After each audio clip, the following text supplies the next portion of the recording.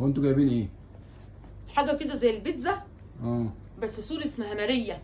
تعالي تعالي تعالي بقى، تعالي. تحفه.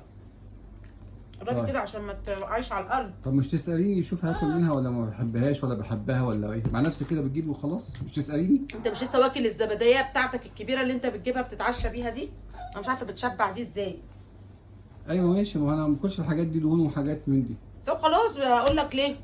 طب كنت انا جبت عارفه حاجه. انك ما بتاكلش. ايوه عشان كنت تسأليني اجيب حاجه مشويه بتاع، انت عارفه انا باكل مشويه؟ غلط الحاجات المشويه بالليل. فراخ مشويه حاجه غلط. والله العظيم يعني الصح اللي انت بتاكليه ده صح؟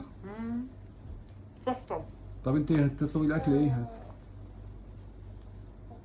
اكل ايه بالليل يا عم؟ حد ياكل وينام الساعه 1:30 بالليل؟ الساعه 1:30. لسه ما جاتش 12 لسه. اي حاجه. وبعدين انا اكلت زبادي بس كنت عايز اكل اي حاجه مشويه كده، حاجه بسيطه يعني.